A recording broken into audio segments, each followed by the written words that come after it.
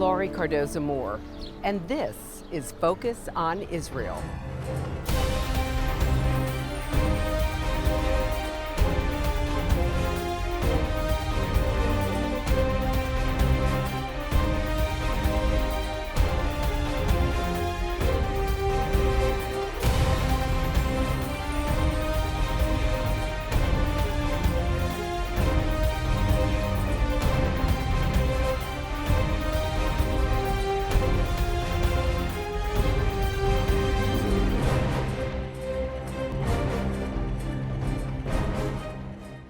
Archaeological finds continue to establish the authenticity of the ancient Jewish home.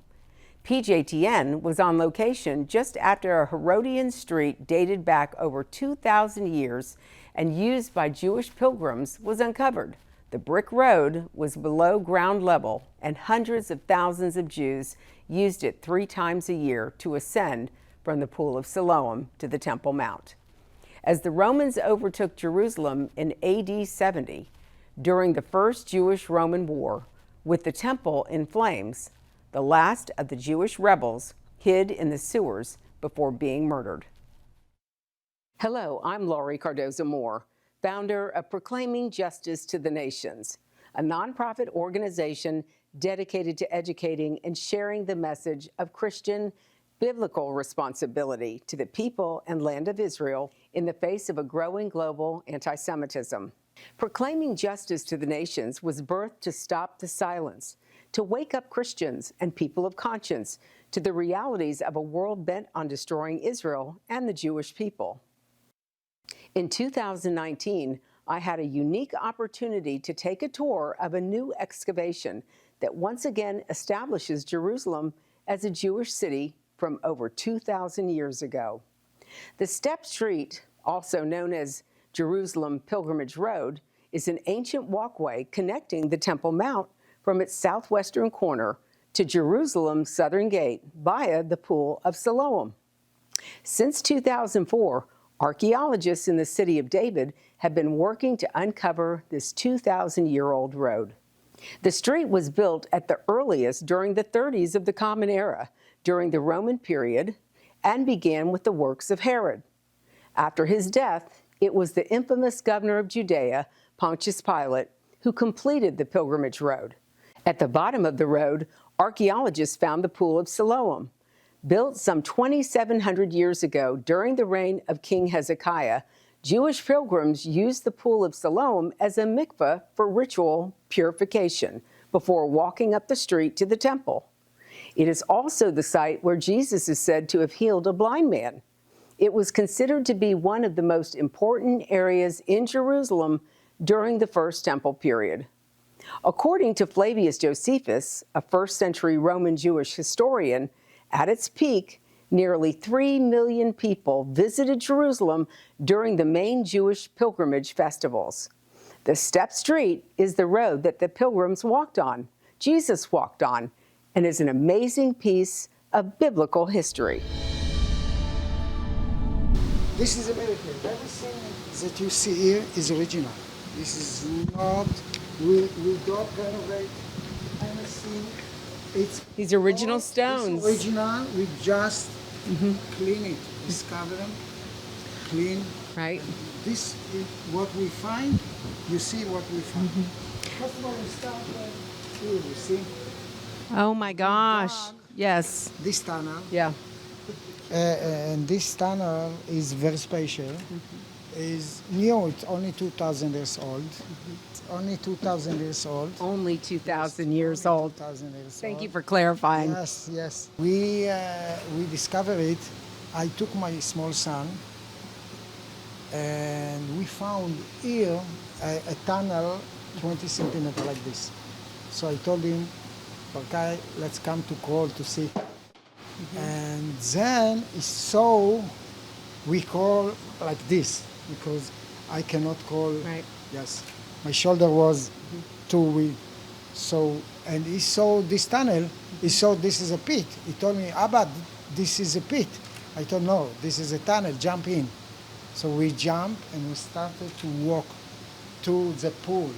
Oh, wow. And we discovered what very famous historian 2000 years ago described the last fight between the Jewish and the Rome. And the last Jewish, 2000 Jewish, Wow. tried to escape from the city through this tunnel to the desert, to the Dead Sea. Right. And the Romans killed 2,000 Jews here 2,000 years ago. We found the black ash of the fire of the Romans. We found the Roman sword, Roman sword complete. We found gold bell of the high priest, Jewish high priest. We found all the fight down. We found complete food, clay with food 2,000 years ago. Wow. That this is the remains. So this is the path. This is the path up to the Temple Mount. To the This Temple is Mount. from Siloam. So Yes. Siloam is down here, the pool, Yes. and this is the tunnel underneath where the water would flow. Yes, exactly. Wow. But Irod, the king Irod, he built it as emergency exit from the city. If time of war, your last way is down to escape from the city. So he planned it, and they tried to escape, and the Roman killed them. For us to come back after 2,000 years and to say, you saw that this is the end of Ierusalim, this is the end of the Jewish life. No, we come back to continue. That's right. It was a mission. So Very we come good. back. Yes, Fascinating. this place. This podium, because you have to understand, here all the nation, millions of Jewish in holiday, Passover, this was the main road that all the Jewish people in the world Right. came to walk to the temple. The only place for the king or minister to talk with the people was here. He stood here. We know it from, Right. this is a system of the Roman system. And we discover here we discover the tree, even the top of the podium was tree. We discovered the tree, palm tree, that stood here in the destruction, fall down, and we found it here. We found many coins dated to the year 70 AC. This is the year of the destruction. And we started to dig and to discover all the road. And we started to dig toward the pool. And as you see, complete situation as it was, because the destruction keep the original road. So here we are 20 meters from the pool, because we came from the pool, you remember. Now here, this road goes to the pool and goes to the temple. Wow. And we want in 2 months to connect. We have two groups. One group's coming from the pool to us, and one group's from here to the pool, and they are going to connect in 2 months. So in 2 months we are going to open it, and I think that this will be a place where millions of tourists will come, especially to walk on the original stones. So we prepare it now to millions of people. Every place that we can open it, as it was in the past, open sky, we be careful.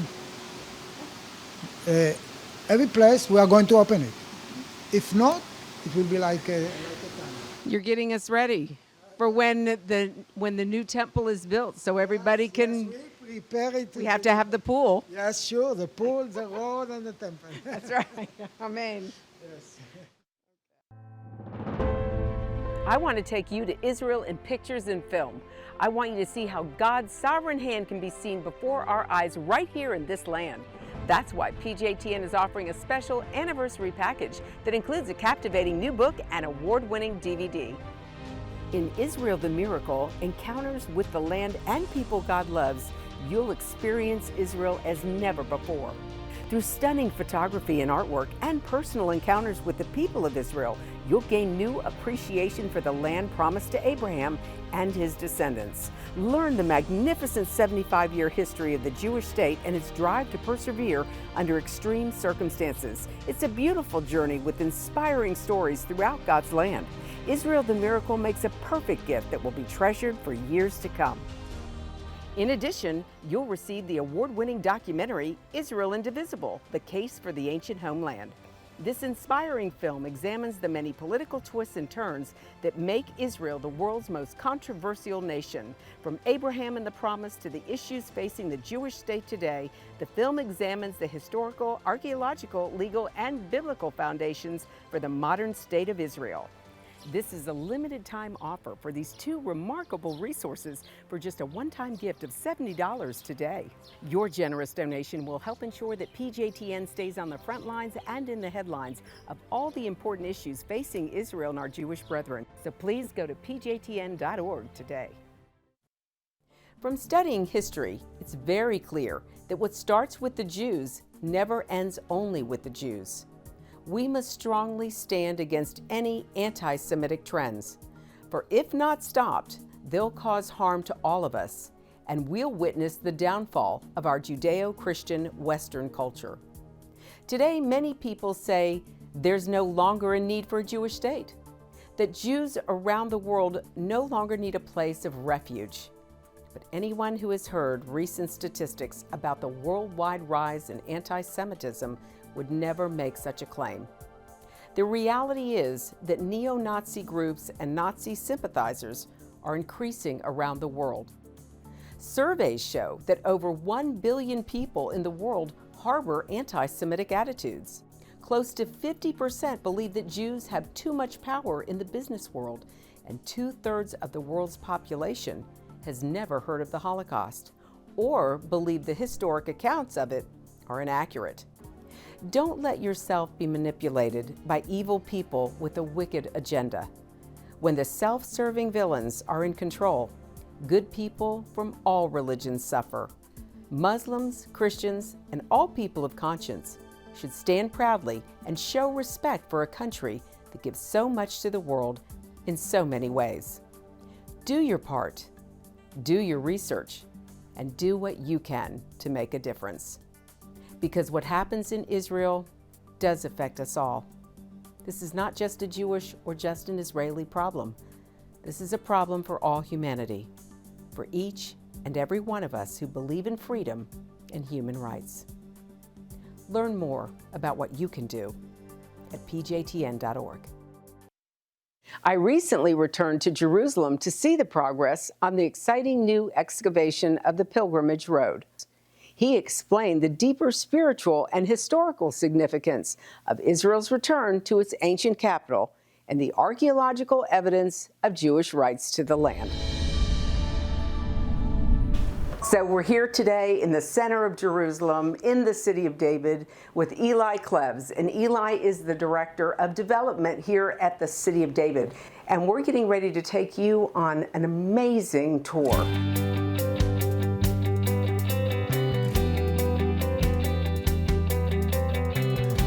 We are at the southern portion of Jerusalem, just south of the Temple Mount right now, okay? And these stones are identical to the stones that are directly south connected to the Temple Mount. And these stones, they're identical, same masonry, same time period, and they realize that there's a direct connection. These steps have to be the Pool of Siloam. Oh, wow. Now, the Pool of Siloam, for those that might not know what the Pool of Siloam was, this was a place that Jews during pilgrimage, whether it was during the tabernacle, during Passover, or during Pentecost, would come and they would cleanse themselves spiritually in this water here. This water is fed by the Gihon spring, which is over here, which is, if you recall, the Gihon springs mentioned multiple times in the Bible. Now the people would cleanse themselves here and they would walk up this road and they would walk in to the gates here, into the temple to perform temple service 2,000 years ago. So basically this is where all of the Jews would come on pilgrimage, whether they live near or far, and would walk up this road. And 2,000 years ago. 2,000 years ago. But everybody says that this is not Israel's land, but here we have evidence, proof of the structures that were here at that time where Jews would come to worship, as it says in the Bible, to cleanse themselves, to go up to the Temple Mount. Exactly. Undeniable. Yeah, yeah. There's the evidence right there. So in the course of digging around the pool and this area and under this whole area, we found this drainage channel. So in 2014, we embarked on a full excavation from the pool of Siloam all the way to the western wall. It's a half mile, 600 meters. Right. And we're very close, hopefully, to being done with this, and hopefully soon we can open this to the public and show this to the whole world. I can't wait to see it. Let's go. Amazing.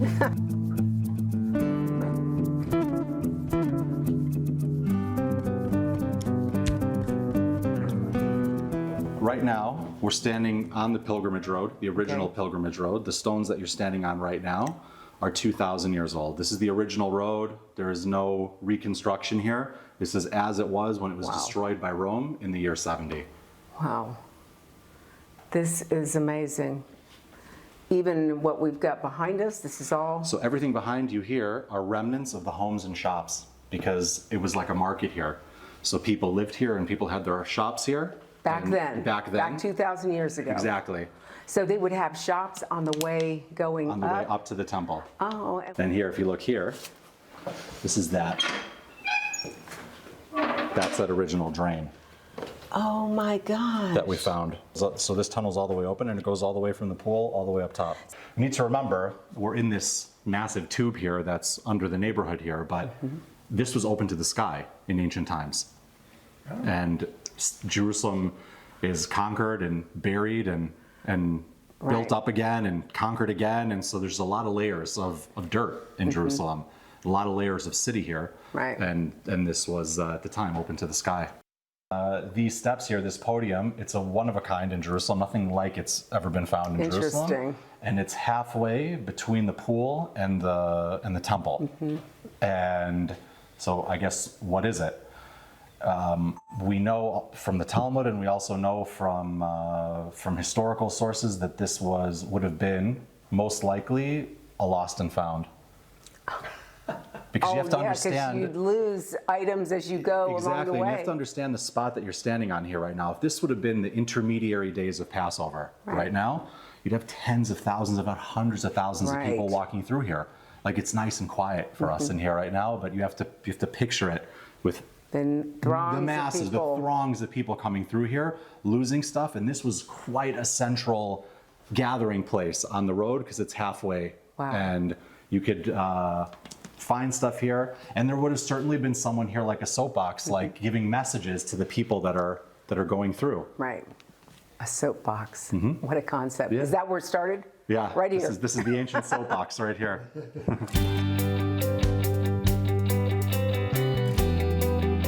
This wall here, this wall of dirt here, is what we've had to dig through for 600 meters, for half a mile. Okay. So everything that you just walked through, 1 meter at a time. That's what we've had to go through here. Oh my gosh. Just slow going, pickaxe. And we also sift every bucket here because we don't, you never know what you're going to find. So you can't just throw it away. You have to see what's going on here because it's all antique. What you're looking at here, it's not just a regular wall of dirt. You know, we know what happened on October 7th. Right. And if I were to take one of the kibbutzes that was attacked, and I would bury that kibbutz, and I would come back 2,000 years later and uncover the destruction, that's what this is. This is October 7th of 2,000 years ago, when Rome destroyed Jerusalem. Oh my God. So just very quickly, just on a very superficial look here, you can just see here the pottery from the neighborhood that was here at the time. Yeah. Go ahead. So this is pottery shards from 2,000 years ago. 100%. Wow. So we were just at a podium where basically lost and found, and the town crier would have stood, but this is also a place that Jesus could have stood to preach as people were coming up this pilgrimage road. It would be the same road because he was a Jew. People want to say that he wasn't a Jew, that he was a Palestinian, or he was a Christian. I've heard that as well. But here, this would have been, being a Jew, he would have participated in this yearly ritual of going up these pilgrimage steps, this pilgrimage road, and going up to the Temple Mount. So important for us to understand the context.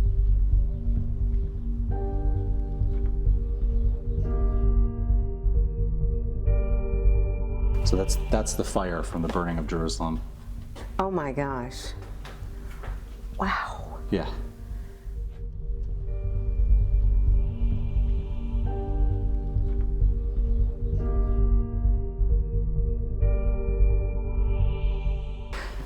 Notice that there's a coin there? Yes. So that's a coin embedded in the road. And as we go a little further down, I'll explain the story Okay. of the significance of the coin. The steps here are broken. Okay, you see that there's Right. glass here along the road. Now, we wouldn't have initially thought anything of it because as we started digging here in the beginning, the stones are broken. Okay, so they're broken, they're old. We didn't think too much of it. But as you start to see one and then another and another and another, you start to see that there's a story here. And in order to understand the story here, you go on to the writings of Josephus Flavius. Of the time. He wrote a big chronicle of what happened here during this time. Are you familiar with the story of Masada? Yes. So you know the story of Masada, that the Jews escaped to Masada and were put under siege by the Romans there, but a lesser known story is that there were about 2,000 Jews that took refuge here under us, under our feet here.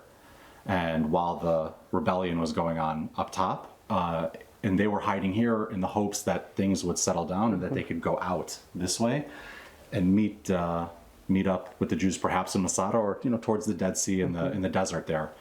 It didn't go that way for them. The Romans found them here, and where I'm standing, a Roman legionnaire would have stood with a sledgehammer to break open the road here to get at the 2,000 Jews that were hiding Oh, wow. here under the road. Wow. And that 2,000 2,000 under this road. right under our feet. Wow. And that coin that I pointed out Yes. up top there is a rebel coin, because the Jews rebelled against Rome in the year 66, and the Jews minted these coins during the rebellion. It's a strange thing to do because Rome seemingly controlled the commerce at the time. Right. And if you're an open rebellion against them, why aren't you using the metal to make arrowheads or swords or weaponry or things that you need to fight?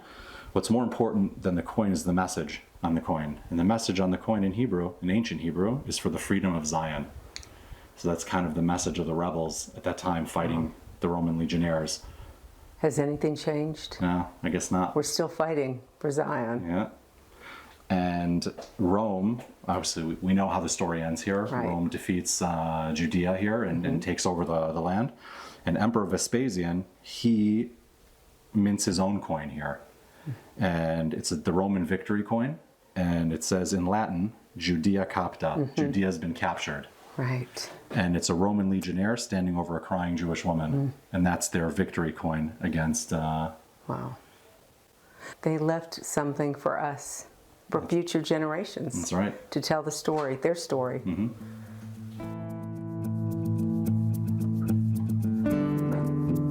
All right, so now we're standing in the pool of Siloam, and these are the steps that would have constituted the pool. Water would have filled up in different levels here and gone all the way down. And as of recently, just a press release just came out on this, we found this dam wall here. If you see this ancient wall that kind of goes in deep into the pool here, and this wall was actually from the First Temple period, almost 2,800 years ago. Oh my This gosh. wall here. And so this usage as a pool or as a reservoir of water for the city was already in use already in the First Temple period. And this wall evidence is here. And So it's amazing to look at it, after reading the Bible and you read about the Pool of Siloam, but you think in your mind you see a pool where people would go in, they Right. could submerge themselves and then stand back up, maybe 6 to 8 feet deep. This isn't 6 to 8 feet deep. no, this is a bombastic, deep. It looks like it could be 20, maybe almost 30 feet deep. Yes. This is fascinating. Historical, archaeological organizations, what do they say about this dig? Because, you know, the problem with the narrative that Israel wasn't here, this is not their territory, this isn't their land. How do they reconcile with these digs like this? Because this proves that, you know, what was in the Bible, what Christians read in the New Testament about the pool of Siloam, about the man who was healed by by dipping in the water, being submerged in the water. This is where that happened. This is actually a real part of Israel's history. Well, I think I'll say in short, I think as these digs go along, it becomes more difficult to deny as time goes along. It makes the narrative much more challenging for the other side. Right.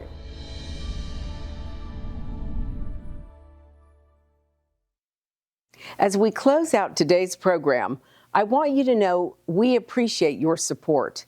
The time to take a stand is now. Be a leader in your community and in your church. One person can make a difference. Get involved with and support pro-Israel organizations such as PJTN. Call your senators, congressmen. Let your elected leaders hear from you. Visit our website to learn more. Sign up to be a PJTN Watchman to receive action alerts and order our films to share with family and friends. Please encourage everyone you know to tune in and become informed. God bless you, and thank you for all you do on behalf of our Jewish brethren and all Israel. I'll see you next time on Focus on Israel. To support this program, send your tax-deductible gift to Proclaiming Justice to the Nations, P.O. Box 682711, Franklin, Tennessee 37068. You can also support PJTN online. Visit pjtn.org or call 1-877-873-9020. Anti-Semitism has reached epic proportions, and Israel is now surrounded by nations who seek its destruction. For Israel to lose just one battle would mean losing everything. As Christians, it is our biblical responsibility to stand with our Jewish brethren and Israel. PJTN needs your help to reach more Christians with this urgent message. Please visit our website to become a member today and order our award-winning documentaries. You must decide that you won't be silent. Sign up now at pjtn.org. God bless you, and thank you for your support and prayers.